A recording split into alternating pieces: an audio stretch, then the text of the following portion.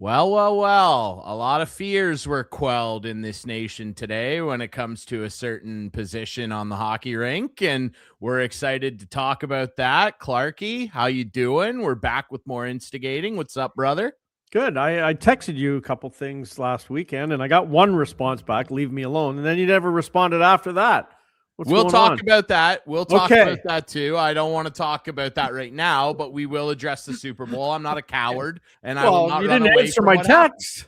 I answered you once, and we will address that situation. But before we do that, we want to dig into a bunch of news, including Canada's opening game at the Olympics. We're recording this on Thursday, February 12th. Watched them play earlier this morning, and we thought, let's bring in our guy because there's a lot to touch on too. It's February. We're going to touch on some baseball. Okay, because there's some baseball news that we need to address in this country. We thought we'd reach out to our buddy, all-around sports guy of Gaming News Canada, the Parlay, longtime referee, longtime official with a number of different institutions, including NHLPA Canada, NHLPA, our friend and yours, Mr. Steve McAllister. Stevie Mac, how you doing, brother?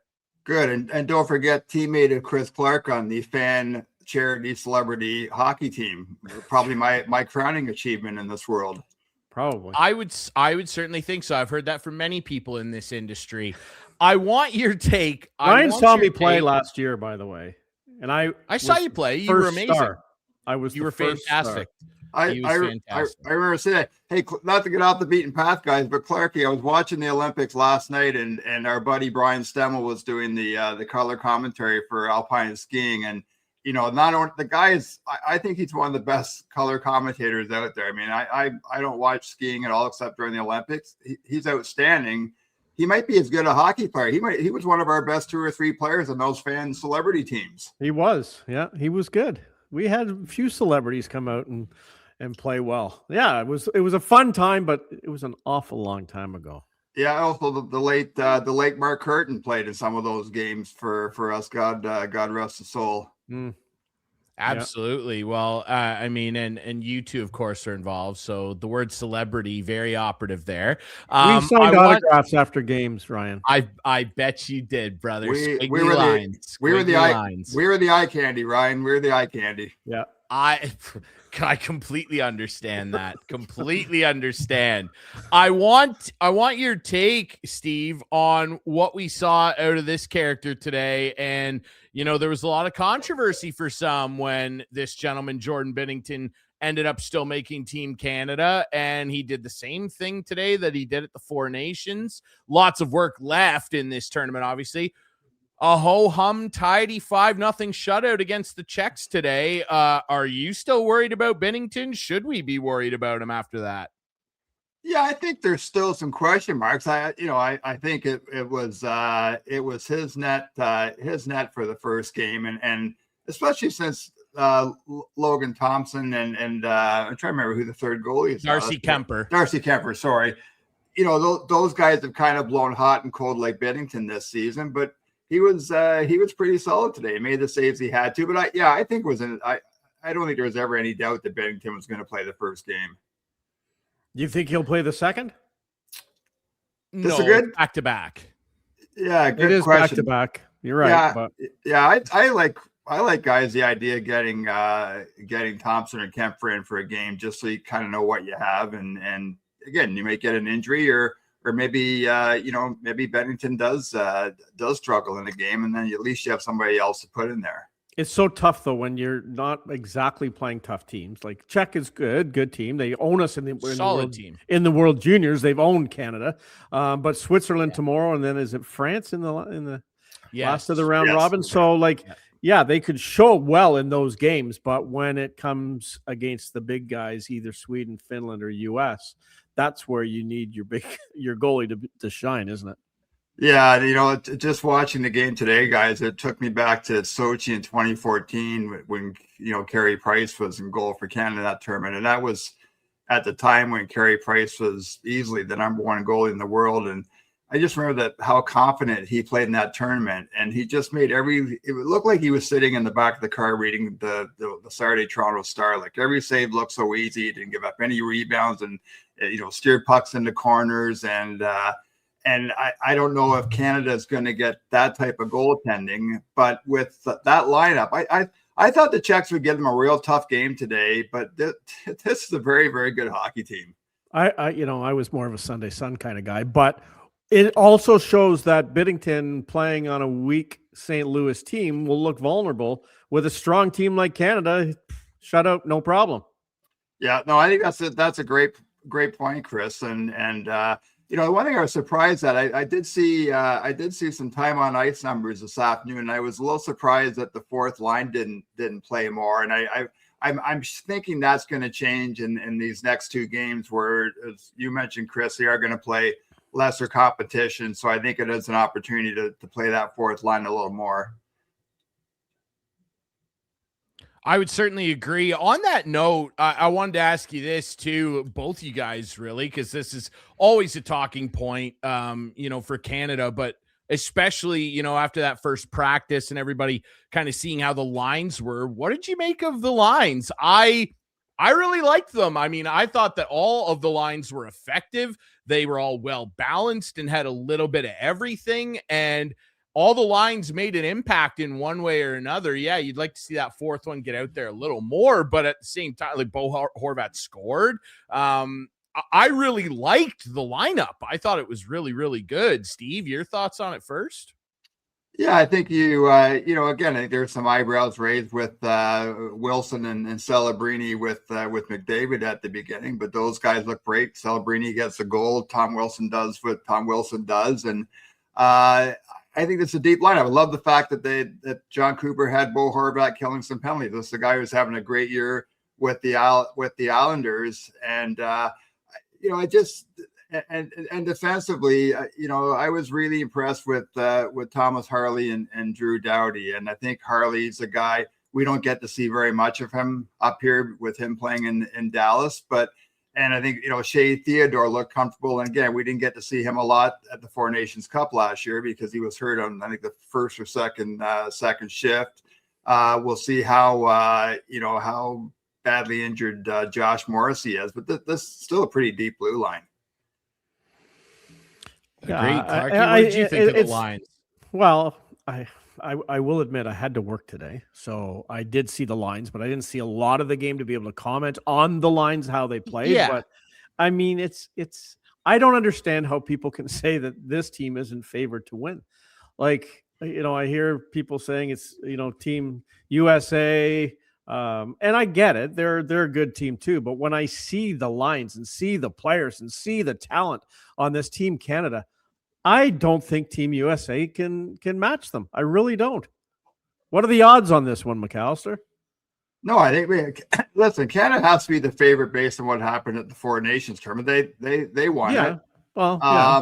And again, maybe three of us are a bit biased because we're Canadian. I did watch the third period of the US Latvia game this afternoon, and again, it's a hard game to judge. The Latvians are pretty weak, but yeah, this Canada team, like, it's so bloody deep. And I think, Chris, even if you're in a situation where maybe you do have to tweak your lines a little bit, I mean, like, what kind of, it's not like you're moving David Kampf up to the third line. I mean, you're exactly, you're trying to figure out where Brad Marchand might be the best fit with, or you're trying to figure out who should play with Connor McDavid or Nathan McKinnon. I mean, it's a really, really deep lineup. And, I'm not even mentioning Cale Makar. And yeah, this is a good team. And I'm a huge John Cooper fan. And I just think, he's a bit of an X factor in this tournament. I mean, I know guys always say that coaches don't win hockey games, but I really believe that John Cooper's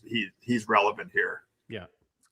I agree with what you said, Clarkey, and our buddy, and we're going to get him on the show soon. He's launched a new show, Sid Sixero. He was going off on that earlier today about how he was like, look, I'm not being polite about this. We're better than America, and we're going to win this tournament. Like, what, are we supposed to be afraid of JT Miller? Like, and I agreed with him. Like, I mean, I'm not trying to bag on JT Miller. Like, he's obviously a fantastic hockey player, but when I look down our lineup here in Canada, like, I'm not afraid of JT Miller. I'm not afraid of the Tkachuk brothers. Would you be more afraid of Jason Robertson? No. Well, no, not having him on the lineup. You don't think that's going to hurt them? Well, I will say this, and Steve, I'd love your thoughts on this. If Billy Guerin, if they don't win gold, because that is their expectation, like NBC's basically already crowned the Americans champs. Like they think they're walking to the gold medal. They're so much deeper than Canada. They're not. Secret's out. They're not. It's not a well-kept secret. But they left Robertson at home. They left Caulfield at home. They left like 3 goal guys at home and brought guys like JT Miller instead, who, by all accounts, when you listen to people in the industry right now, is a bit of a cancer in the room. And I hate to use that term, but that's what people are calling this guy. Look where the Rangers are. Look what happened to the Canucks. So, yeah, when you put it that way, Clarkey, like, would I be a little more afraid of them on the power play? I guess so, but that's your boy's job. He's supposed to do that stuff, right? But Steve, I'm just not afraid of these guys. I'm not afraid of them. No, I'm probably more afraid of Sid Seixeiro than I am of the Americans, to be honest, guys. Yeah. I think, it's interesting. When you mention Ryan, leaving Robertson and Caulfield at home, you look at the Canadians lineup, and these are two teams that have been, I think, set up to play the game any way you want to play. If you get into a U.S.-Canada gold medal game, those two lineups can grind and bump with anybody. And I do think Canada has a bit of an edge in finesse. And listen, I love the addition of Nick Suzuki. I think that was the guy's having a great year in Montreal. He scored a goal today. And I do think, guys like Wilson, Bennett, and Marchand, they bring a little bit of spice, and even Drew Doughty, a little bit of spice that you're going to need in some of these games, especially because you're not playing on Olympic-sized ice this time. Yeah, that's a great point too. And did you guys? Let me just interject there. Did you guys notice watching the game today the 3 feet short that the ice surface was? Like, did you see any discernible differences? No. And I think Chris Cuthbert made a great point, Chris, during the broadcast about, there's one time where in the NHL you played games in the Boston Garden, which was a sandbox, and Buffalo. Buffalo was a small ice surface. I think the old Chicago Stadium wasn't 200 by 85. I mean, these are the best players in the world. If you tell them they got to go out and play on a football field, they're going to figure out a way to do it. So that had no impact on the game at all. And again, I hate to go back to 2014, but I'll do it again. Like, perhaps the most effective line in 2014 was the Corey Perry, Ryan Getzlaff, Jamie Benn line. And I remember watching I think it was a quarterfinal game against Latvia. I was lucky enough to be sitting close to the glass, and just watching those guys cycle the puck and just grind down the Latvian defense. And I think if you get in the game Americans, it's going to be a low scoring game. And guys like Wilson and Bennett I think are going to have an impact in a game like that. And the Americans, I'm sure, looking back and say, well, we've got the Tkachuk brothers, and Tage Thompson's a big body. But I just like the Canadian lineup a little bit better. And I don't think that's biased. Maybe I'm wrong, but I don't think I am. Steve, do you think you are either. Like, do you think we'll ever see the day that we have two Canadian teams playing? No. Why not? You get two bobsled teams. Why not two hockey teams? Why? They're better than because it's a majority of teams. Because it's a gimmick, and we don't need to do that because we're Canada. I'd like to see it though. Yeah, I think what you could do, guys, is if I'm the PA in the NHL, I'd look at having two Canadian teams in a World Cup tournament, or Four Nations, or whatever they're going to call it moving forward, because that's probably a better solution than having the rookie team, for sure. Whatever that team was called back in. When was it now? Team North America. Team North America, which again, it was, they caught lightning in a bottle because they had all these dynamic young players at the time, like Matthews and McDavid. That's not going to happen. Those things happen once in a generation. So the idea of having two Canadian teams in a tournament like that's an argument I would make. But I agree with you, Ryan. I think that when it comes to the Olympics, it's a country by country, best on best, and Canada should only have one entry for hockey. I agree. I want to put this back up because this young man here, I mean, he scored the first goal for Canada. Macklin Celebrini, I mean, has this kid ever just become something unbelievable in his first couple years in pro hockey? It's just absolutely outrageous what he's doing. Looked amazing out there. And that line in particular got a lot of attention, obviously pre-tournament. You've already brought up my guy, Tom Wilson, Macklin Celebrini up there with McJesus. They were flying, and McDavid set the tone early with a big hit. And I laughed after the game, Brad Marchand, he thought it was Wilson. And Wilson had to turn and go, no, that was McDavid that laid that hit early in the game. It was amazing. And then there's Celebrini showing up. And you can really tell that, look, I don't consider myself an expert at anything, guys, but you can tell people that don't really watch a lot of hockey and they watch it at the Olympics, because people were texting me going, how's Canada not blowing Czechia out 3-0 already after one? I'm like, did you watch the game? They dominated Czechia. It could have been 10-0 if not for Dostal, who's a young star in his own right on that Ducks team. They absolutely ran Czechia's show on the wall. And that's John Cooper hockey. And that's why I'm not afraid of Sweden. I'm not afraid of Finland, who had a big toe stub themselves to start this tournament. And I'm not afraid of the Americans, because look at that wall work. Did you guys even notice David Pastrnak out there? I didn't even notice him. He was completely irrelevant. Yeah, I know Clarkey was selling half a dozen cars a day, but so I'll answer on his behalf. But no, I mean, Pastrnak was pretty invisible. I thought Netcash was okay. He had a couple moments, but Canada, the Canadian team smothered these guys. And with regards to Celebrini, Ryan, Chris and I, we both know Brian Burke pretty well, and I've got a ton of respect for Brian, but I really didn't understand Brian's comment before the Olympics that, I think Brian said something to the effect that this isn't a minor hockey tournament, and you can't take young. Why would you even consider taking young guys? I mean, Celebrini is one of the 10 best players in the NHL right now. Period. Full stop. The guy is a leader on a San Jose Sharks team that's I think you can say no longer in rebuild mode. They're a good hockey team. And this guy also has the seal of approval from guys like McKinnon and Crosby and McDavid. This guy's a real deal. It would have been insane not to have Celebrini on this team. Am I not right? You're absolutely right. He at last look, he's accounted for 56% of the Sharks' offense. It's unbelievable what he's done. And quickly, because we could talk about the Olympics forever here, and how good Canada looked, and the women had a nice bounce back today too against Finland. That rough game against the States, boy oh boy. There's a situation where I actually am afraid of the United States, and Canada's going to have to. We'll see what the diagnosis is on Marie-Philippe Poulin, who we're all pulling for. But I wanted to, before we moved on to another big story in this country, I just needed to take a quick moment to be a little petty with everybody out there, because it honestly, I'm happy for it, but it made me sick seeing all of the praise for my guy, Tom Wilson online today. Cause I remember I kept the receipts.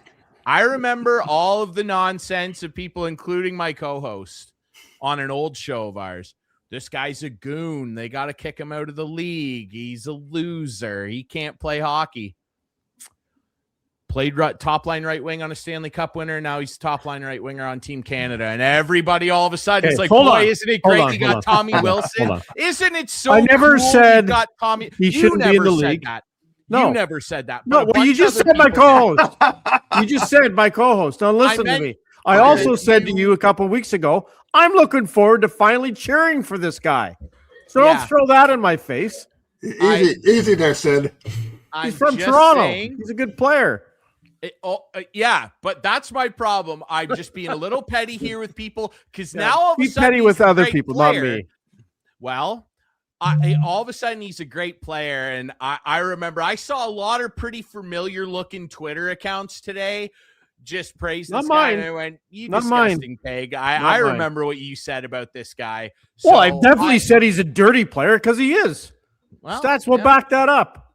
You don't need Team Corsi to tell you that much. All of a sudden, everybody loves Tom Wilson, and it's real well, nice. Yeah, you love him when he's on your team, just like Darcy Tucker, just like all the agitators. And well, I won't say the word, but there's for sure. Sam. Yeah, you love him when he's on your team. Thought I'd get that out of the way. There's probably some guys you hate too that are good players. I will say, the proof will be in the pudding. Like I think the three of us agree that we are going to see a Canada-U.S. gold medal game, barring something crazy, and that'll be, unlike the Four Nations Cup, you're not going to be able to fight at the drop of the puck, and so you wonder, and discipline and poise is going to be an important part of a game like that if it happens, and so how are the Tkachuk brothers going to behave? How is Sam Bennett going to behave? How's Brad Marchand going to behave? Is Tom Wilson going to behave? So there's going to be. The proof's going to be in the pudding, and that to me that'll be the measuring stick. I think Canada can match them in that category, and I don't think they'll instigate anything. But if one of the Tkachuk brothers does something stupid, look out. I think Wilson answered that question today because him and Gudas were going at it pretty hard after Gudas caught a little chunk of Celebrini, and Wilson went over, ran him over, and they had a little chat and they skated away, and no harm, no foul. So I think that question was answered, guys. How disappointing will it be if it's not Canada? And that'll be awful. Like the Sweden always has some spice. It would lose some spice. Yeah. Hey, Ryan, can I just say something quickly about the women's tournament? Please. Yeah, I posted this on Twitter yesterday after the game, and again, not patting myself on the back here, but I've been saying this for a while. Is we do need a serious reset of the women's hockey program in this country. We're way behind the U.S. right now. Mm-hmm. We're either way behind the U.S. or we're not picking the right players to go to world championships and Olympic games, because this Canadian team cannot match the Americans in skating and skill right now. It's not even close. Sorry, I was just going to ask you, is it the players they picked? Is it the older group they picked? Are there younger players they should have picked? Or is this the best talent? You know what, Chris?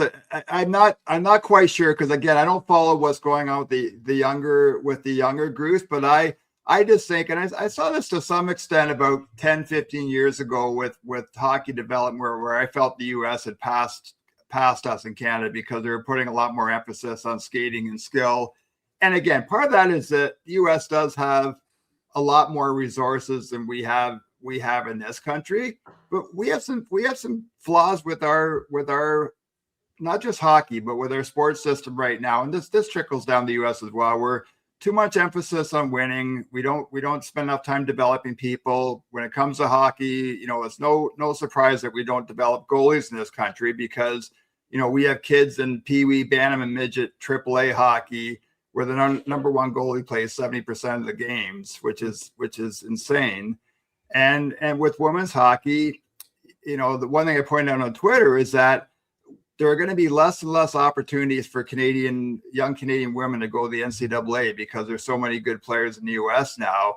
So it's incumbent on us to find a way to do a better job with development at the grassroots level. And I also think there's an opportunity at the U Sports level for U Sports to be more involved with developing talent in this country. And obviously the PWHL is going to help as well. So anyway, I got on my soapbox there for a second, guys. I apologize. To discuss for sure. I completely agree. And it's something that I've heard echoed in a lot of circles around rinks, man. I mean, it's not a catastrophe right now, but it could be if it's ignored long enough. Right. So, I haven't been around boys hockey, just to go back to boys, at all, ever, with two daughters, but I'm casually interested now because my daughter Amanda, her boyfriend Dan, is a coach with the Toronto Red Wings, and there's these super teams, the Marlies one of them, who are just stacked with the best player, have the best goalie who sees 8 shots a game. The fourth line guy is playing 3 minutes a game while he could be on a different team getting 20 plus minutes a game and really performing. And I don't know. I just don't like it. It's a conversation I have with a lot of people here in Kincardine about hockey. And, when it comes to AAA, like don't be in a rush to send your kids to play AAA hockey. If to the minor hockey parents listening or watching this show, if you've got a chance to stay in Kincardine or Wingham or Exeter, Chris, where you are now, and play on the top two lines or play in a team with 10 skaters and get tons of ice time, stay there and play that. And, don't pay $10,000 to go play in a AAA team. And as you just said, Chris, be a third defense pair, be a backup goaltender, or be a third line winger who doesn't get to kill penalties, doesn't get to play the power play. And there are lots of examples of guys who have played single A and double A hockey and eventually end up in the National Hockey League or played in Europe or had an incredible experience playing hockey. So there's no need to rush to play AAA hockey. And when you look at Team Canada now, it doesn't surprise, like Toronto-born guys who played in the GTHL. Like you got Crosby and McKinnon from out east. You got Newmarket with McDavid. Like those guys played on probably not super teams, and Cale Makar played in the AHL. Yeah, Cale Makar played in the AHL. He didn't even play Major Junior. Right? Remember how bad Colorado got criticized when they drafted him? They were like, "Really, a kid out of the AJHL?" Turns out, it's you don't need one set path to get somewhere. I saw Makar. I saw Makar guys playing the RBC Cup for the AJHL. I think it was with the Brooks Bandits. Bandits. Yep.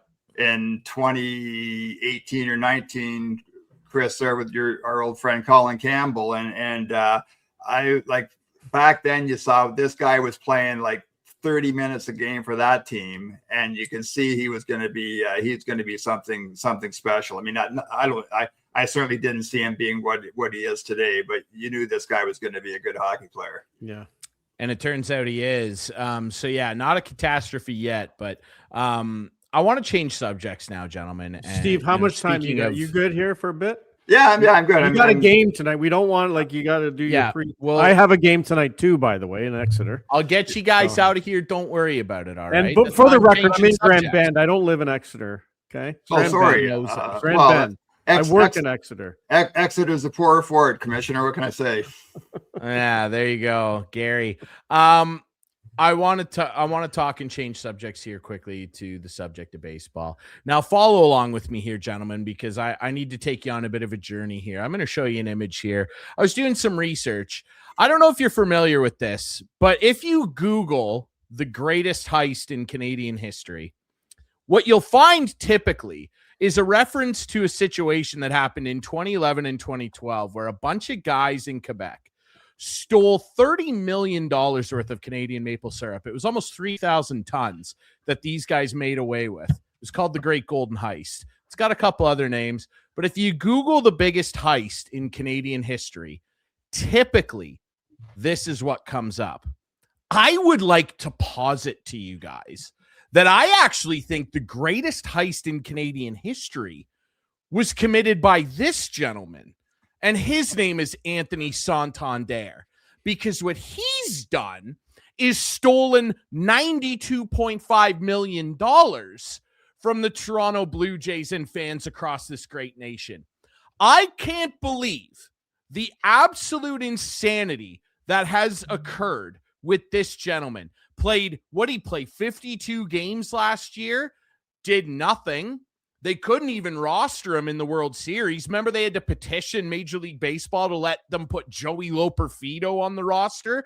This guy signed a deal with the Toronto Blue Jays after hitting 44 jacks in Baltimore, and he has absolutely pilfered Ross Atkins, Ed Rogers, and Mark Shapiro and his teammates. This guy is a complete non-factor, and it comes out as pitchers and catchers report this week as John Schneider, and this was the best part. They get John Schneider on there to do a media call about all these injuries, and they go, and the PR guy goes, "Okay, John, go ahead," and you could hear him audibly sigh. He's had it with this guy. This guy's a joker, and he's now out 5 to 6 months with a pectoral tear or something like that. I don't care what it is. This guy is a criminal element, and I don't know what the Jays need to do to make this guy disappear, But Steve, I don't know what you thought of this. And then we find out Bowden Francis is having Tommy John surgery, and Shane Bieber all of a sudden has forearm stiffness. This is a joke. Bassett left. I don't care about that. Well, this is an absolute joke. And I need to ask you, and both of you, I need you to chime in because you would know better than me. Is this guy the worst free agent signing in the history of this team? Because I don't even know who's close. Well, I'll first say you probably hurt your chance of getting a loan from Santander to buy a car from Clarkey, Ryan. Don't care. For that car would explode. I care. Explode. Yeah, the car would explode. You just cost Clarkey commission for crying out loud. With that attitude. If Anthony Santander tried to sell me a car, he'd sell me the car and then a couple weeks later go, by the way, there's no radiator in there. The left tire is rubbing and the exhaust doesn't work. That's what Anthony Santander would do if he was a car salesman. Go ahead, Clarkey. Well, the first guy I think of who maybe have gone down this road that Santander went down was back in the late 80s when it wasn't a signing, but the Jays acquired Al Leiter. And Mr. Blisterfinger he hardly pitched at all and sat around and collected his money. And then when he was fine, he left and went somewhere else. And if I remember correctly, I don't think Beeston was a fan of Al Leiter, but that's the only guy I can think of who might come close to doing what Santander just did. Santander. It won't be nearly even close to that kind of money, but I think Chris, I think Ken Daly, when Ken Daly signed with the Blue Jays in the early 90s out of St. Louis, I don't think he pitched a whole lot. I think he had some serious arm problems and they had to shut Daly down. Yeah.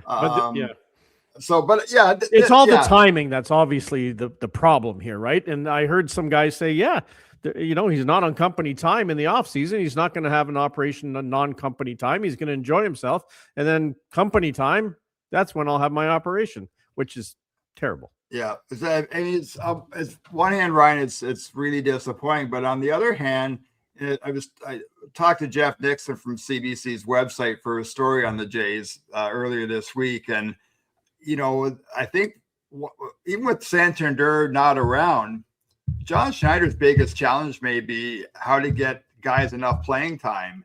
And when you look at this lineup, and again, who knows if Ernie Clement's going to be able to duplicate what he did last year? And is David Schneider the guy we saw in the second half of the season and not the first half of the season? And what does that, how does Addison Barger follow up on what he did last year? But if you look at this team right now, I think, Schneider's challenge is going to be getting guys enough playing time. And I still really like this lineup. And I wonder, even if Santander was healthy, like where does he fit in this lineup as an everyday player? And, you wonder, like, will the Blue Jays at some point, and again, I'm not an expert on the Major League Baseball collective bargaining agreement, if they'll just hand this guy a check and tell him to get out of town. It's unbelievable what he's done. It's a highway robbery, a Wild West train robbery that this guy's pulled off. $92.5 million. And again, we're only year 2 in, aren't we? He's got 3 years left. So he can earn his 92 in the next 3 years. It's an absolutely psychotic, roundabout here. I also feel that things are sort of falling in a little bit on the Jays. We lose out on a couple of big free agents. Bo leaves, and Bassett leaves, and Santander's hurt, and that kind of prompts the question, Clarkey, crumbling a little bit. Can they retain the AL East crown? Because, look, they had a bunch of guys, including a bunch of young guys like Clement, like Barger, like Lucas, who's an older guy that finally caught some magic at the major league level. Mm-hmm. They had a bunch of guys that all had career years. Dusty old George Springer showed up and did something that no one saw coming. Counting on that for a second straight year? No. I don't know about that. So I'm real nervous, especially with this Bieber news. That was actually the biggest thing because Santander, to me, isn't even a Blue Jay. That's how little he's played and how little impact he's had. I don't even consider him a Blue Jay. So that just pissed me off because the financials of it. And it's not my money, but you know what I mean? The thing that got me nervous was this Bieber stuff. This guy just came off Tommy John, pitched real well for them in the playoffs and spots. And now he's showing up and he's got a bum forearm, and Bowden Francis, who didn't really factor into the team last year, but a promising young guy. Like, now he's got a busted elbow. Their best prospect, Ricky Tiedemann, has already had loads of elbow and shoulder issues. Like, I look at it and I'm like, are we really going to see everything go right for this lineup again? And their biggest addition to the lineup is Okamoto, who by all accounts a real good pro and a great player over there in the NPB. But that's what you're relying on here? I don't know, boys. I'm a little nervous, to be honest with you. Boy, you two guys are a couple of Downey Downers, I'll tell you. Well, I everything went right last year. I think so everything went right. But if you look at the rest of the American League East, like the Yankees don't scare me. It seems to me that every Major League Baseball team has issues with starting pitching now. And even the Blue Jays last year probably used 10 to 12 guys in the starting rotation, right?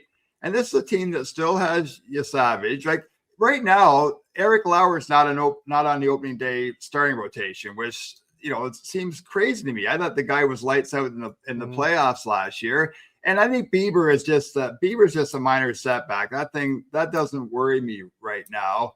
I still like this team a lot. I think this team captured Canada's heart last year because of the way they play.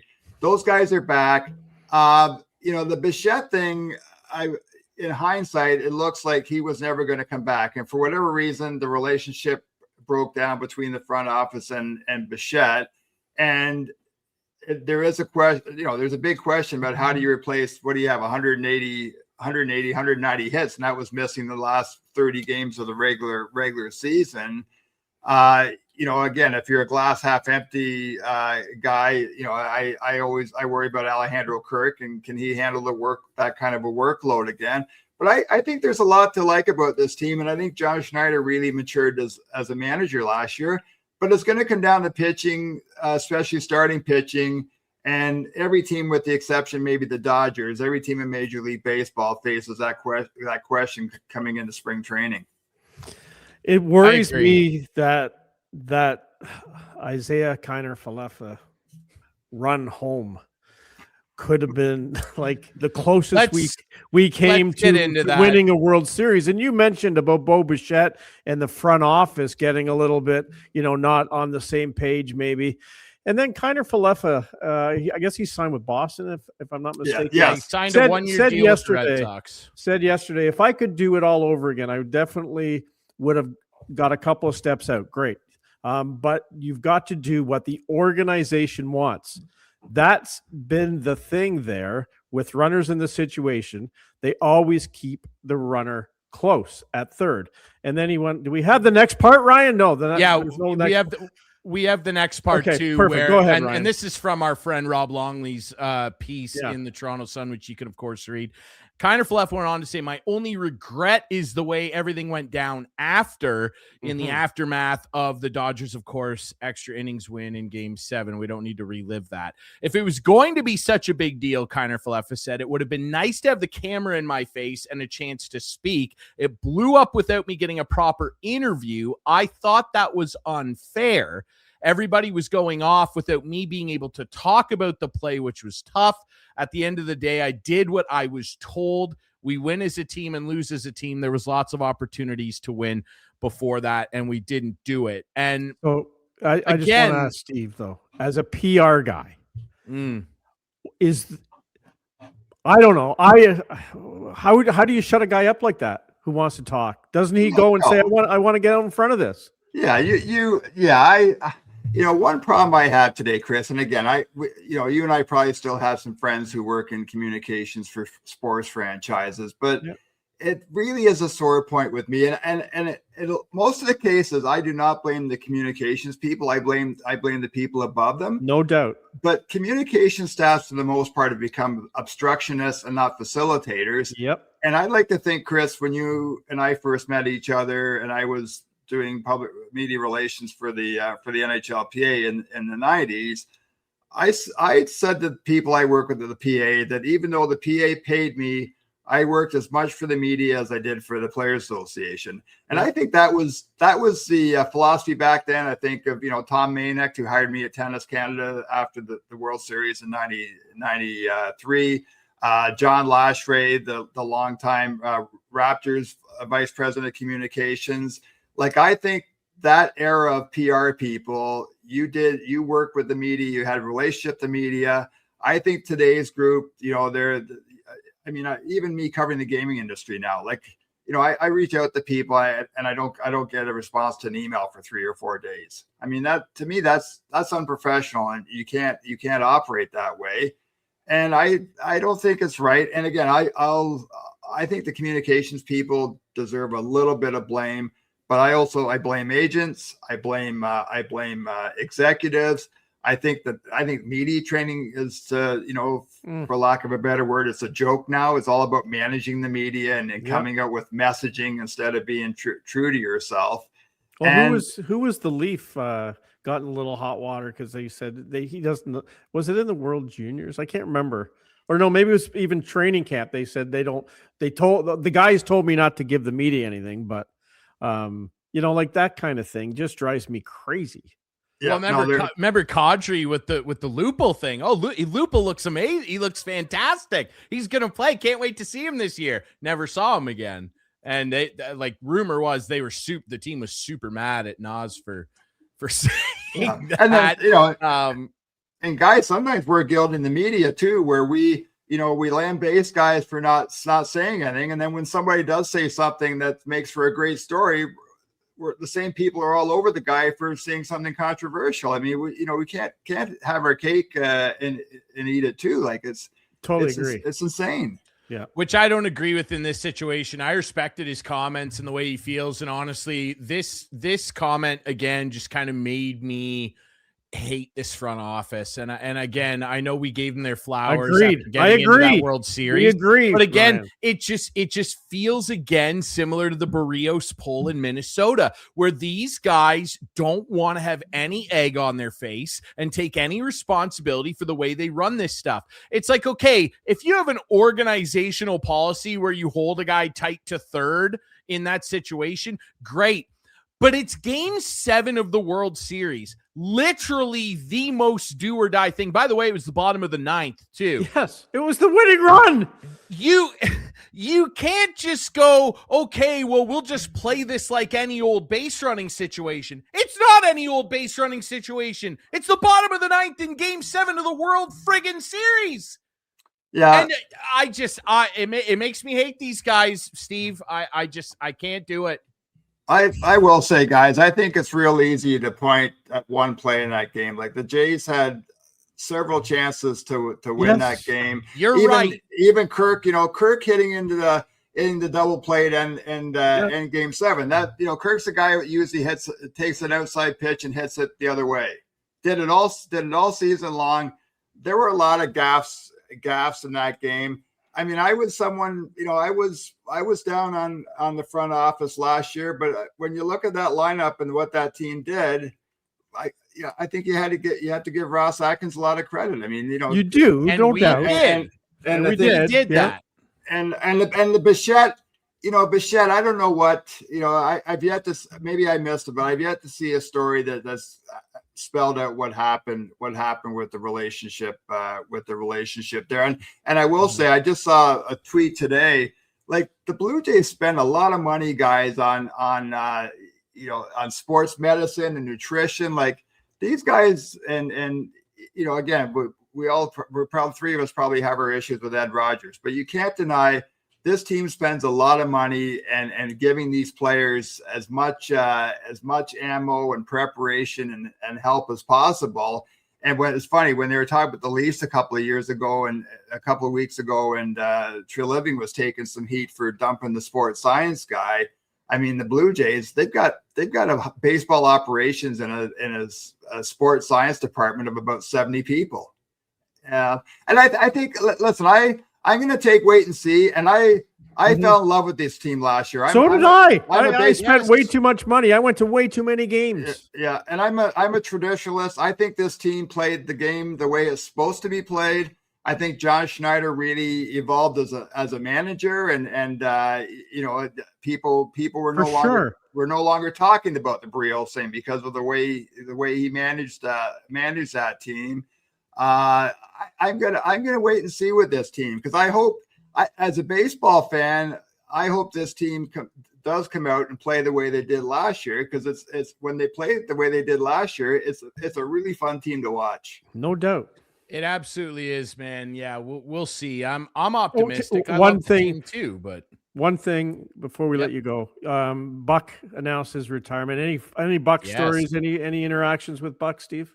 I don't. Just a classy guy, right, Chris? I mean, I think during my time there was still Tommy Hutton was doing a lot of the Jays games, and Tommy Hutton and Buck were cut from the same cloth. Just classy gentlemen, you guys you could always approach and have a conversation with, and the way that Buck's dealt with his cancer and with his illness. I mean, it's just so much dignity and it's great that he was able to be part of that.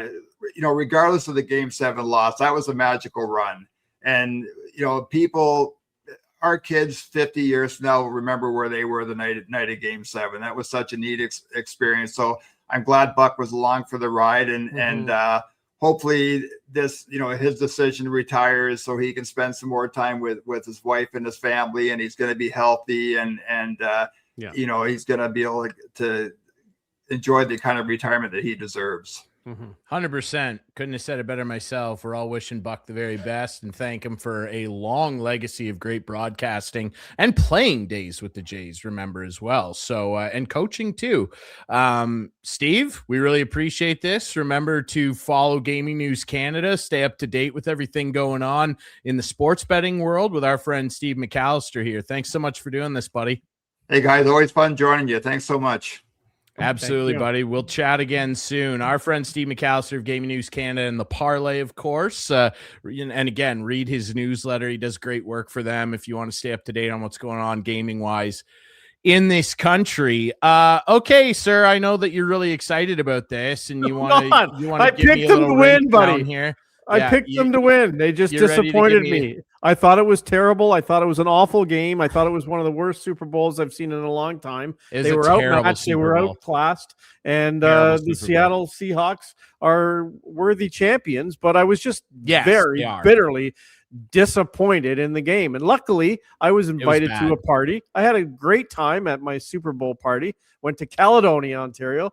Great. My daughter Amanda and Dan and Luke and Barlow and a whole bunch of people were there, and great. It was fun to watch. So this was my very first experience.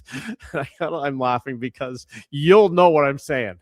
Watching a game with people who had a lot of bets on the games, and they were just dying for things to happen in the game, and they didn't care who won or lost. They just wanted to make some money. So it was fun to watch that part of it for sure. How did you feel, bud? I was pretty disappointed with it. Obviously, I'm a huge Patriots fan, but and flowers to the Seahawks. They're a great organization. They got a great fan base. I'm happy for Sam Darnold. What a tremendous story that is, and just further cements how dumb the New York Jets are. But I digress. Ultimately, after about a day, I was fine with it. Like, look, you got enough. Is it? Well, it's never enough, right? But I know. When you win, it's never enough. But I will say that I've been lucky with that franchise to experience a ton of winning. I had no idea in 2001 when I saw Brady. 2002 was that Super Bowl when he beat the greatest show on turf. I had no idea I was in line for 5 more. I was just excited as a little kid that my team won a Super Bowl. As disappointing as it was, and it was just an absolute rear end kicking at the hands of the dark side defense of the Seahawks. When I reflected on it a day later, I said at the start of this season, I would have been stoked if they were just 500. Sure. This team finished 4-13 the year before. It's a huge reason why Mike Vrabel won Coach of the Year. And I know everybody's kicking the crap out of Drake May right now and the weak schedule. The only reason anybody's saying that and taking a runny dump on this kid's head, who, by the way, everyone's like, oh, Bo Nix would have performed better. Bo Nix would have performed better? Bo Nix. Yeah. Okay. And everyone's going, oh, the left side of their line was terrible. Yeah, they had 2 rookies. They both played like crap. I feel terrible for those guys. Okay. But on the flip side of that, I could say, well, Drake May dragged that team with a brutal left side of their offensive line to a Super Bowl. And you can say, oh, well, they did it against a terrible schedule and blah, blah. They knocked off 3 top 5 defenses. I don't care that Jerry Stidham was playing for the Broncos in that game. Okay. The Patriots are in the same weather conditions. And Jerry Stidham, guess what? He's not on the field when Drake May is. That top 5 defense of the Broncos was. Drake May doesn't play Jerry Stidham. He doesn't play CJ Stroud. And I understand that the Patriots made those big plays on defense. At the end of the day, the signature plays in those wins were Drake May throws in a tight window to Stephon Diggs and the amazing throw and catch to Kayshon Boutte against the Texans. The only touchdown that was scored by the Patriots in the Broncos game was Drake May. And Drake May sealed the win on that naked bootleg run that was unscripted that he pulled off to seal the game. So all the biggest offensive plays that occurred on the route to the Super Bowl were Drake May. Do I wish he performed better? Yeah, of course. I'd love to be celebrating a 7th Super Bowl, but I love that all these experts online are going, this kid's the worst quarterback of all time. Okay, great. Well, I bet you a lot of franchises out there would love to drop him in there and drop Mike Vrabel in there. Like, Bills fans are having a party on this. I'm like, why are you guys celebrating? You guys didn't even come close. They've never won. Your superstar quarterback, who, by the way, when he was named MVP, had the 4th weakest schedule ever. Okay.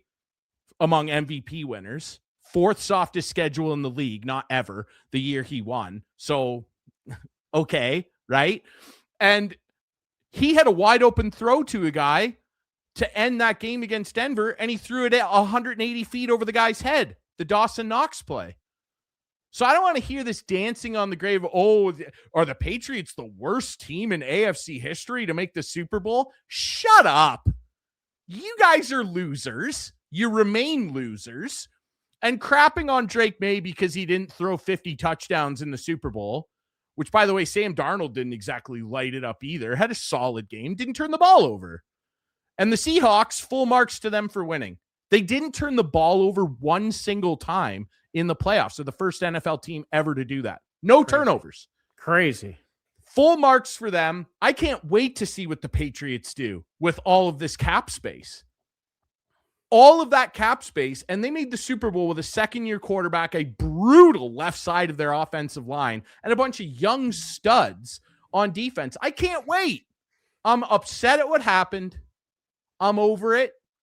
I can't wait to see what they do. I can't wait to watch them shut all these haters up. It's just outrageous, the takes people had. But yeah, Seattle, full marks. Happy they won. It's good for them. Like, I have no problem with the Seahawks. There you go. Perfect. There you go. Congrats to our buddy Justin Pooney, my best friend Tevin, the giant Seahawks fan. Be happy. Yep. Absolutely great. Really cool. Great. And don't ever text me again during a championship moment with my team in it. Hey, like, no problem. Don't do that. Like, I've got a lot of, not in a championship moment. Unfortunately, my team hasn't got there, but I've got a lot of moments where they're on the edge of losing or blowing a game and I get some texts. So let's call it even and let's cut it from here on out. No, let's not call it even. If the Leafs were getting, if the Leafs were in game 7, if the Leafs were in game 7 of the Stanley Cup final, anytime. I don't. I just state things and go. So. Generally, what it is I'm taking your temperature. I want to know what you think of how bad. And I was actually taking yours too, and I saw where you were at. Well, excuse me. One of your texts, and I quote was, "This Drake May guy sucks," and sent me over the edge. Did I say that? That's what you said. Yeah. Oh, okay. Well, he did in that game. And I thought he did. He did in that game. He sucked. It was tough for him. If the Leafs were losing 7-0 in game 7 of the Stanley Cup final, I wouldn't text you for a week. It's just a gutless thing to do to somebody when you're in a championship, and it's not a good thing to do. I wouldn't do it to you. So, all right. Anyway, yeah, and that Super Bowl was, man, we've seen some bad ones involving the Seahawks. Like, remember when they absolutely curb stomped Denver that year? When Peyton Manning couldn't lift his shoulder over his head, like, and couldn't throw, like, that was, I still think that's the worst one, but I understand why people think this one's as bad because, like, there was no offense to speak of. No, I said he's awful. I didn't say he sucks. I said he's awful. What's the difference? There's a difference. Explain the difference to me. The difference is you can be awful in a certain situation. If a guy sucks, he's definitely just sucking all time. Okay, so but that's a childish take. And your response was, leave me alone. Yeah, I could have been really nasty, and I chose a higher road because I was real upset with my broadcast partner Mark Perry, another big Patriots fan, sitting right next to me on my couch. It's okay. Good. I forgive you, buddy. It's all good. Okay. I genuinely hope things work out for the Jays. Like, I'm worried. I am worried. I'm worried too, man. And sometimes I feel like I'm, and I hate to say this because I'm not that kind of guy, but I feel I'm a better person on this show when I have to pick on Shapiro and Atkins because there's so much to pick on.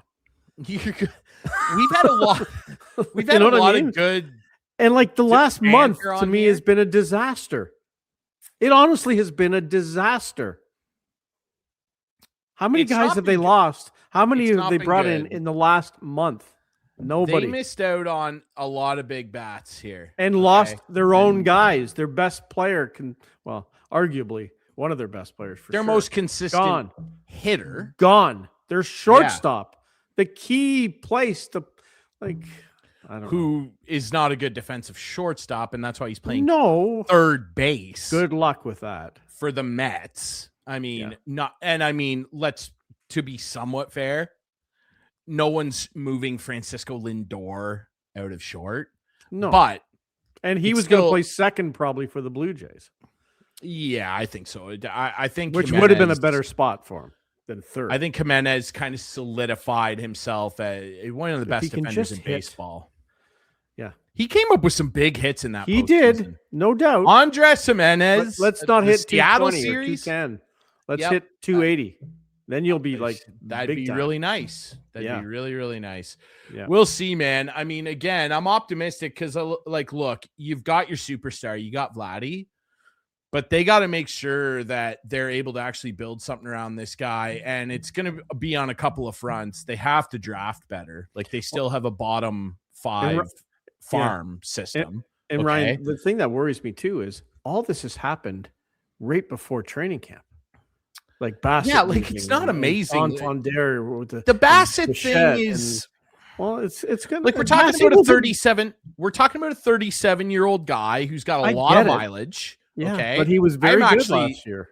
He was solid for them, but keep in mind we are talking about a guy that was coming out of the bullpen. Gave them some great playoffs. Innings. Yeah, gave them some great. We innings. Need to get to the playoffs. Yes, he gave them some great innings. I will say, as we are about to wrap up the show here, and we're talking baseball again, I am shocked that he got $18.5 million. Mm-hmm. I'm not sure what Baltimore is doing. I'll say this, like as nervous as I am for everything having to work out great for the Jays again, I will say I'm not afraid of Baltimore, and I'm not afraid of Tampa either. I don't know what's going on in Baltimore, but they were one of the favorites going into last year, but they're not this year. They were the betting favorite last year to win the division. And the Jays weren't. So anything can happen. We know that. Anything can happen, brother. Well, we're excited. Olympics are off and running for the hockey tournament. We love how Canada looks. God, there's so much more I wanted to talk about. Jays. I know, man. We're going to have to wait until next week. And I wanted to talk about the coverage. I wanted to talk about the coverage, the TV coverage of this Olympics. I'm confused. I liked it when it was CBC. It's bouncing all over the place. It's bouncing all over the place. Well, you don't have to bounce all over the place to find this show. Remember, you can find us on all your favorite podcast apps, YouTube, Rogers TV. Follow us on socials at Instigating Pod. We'll be back next week with more Instigating with Clarkey and Drury.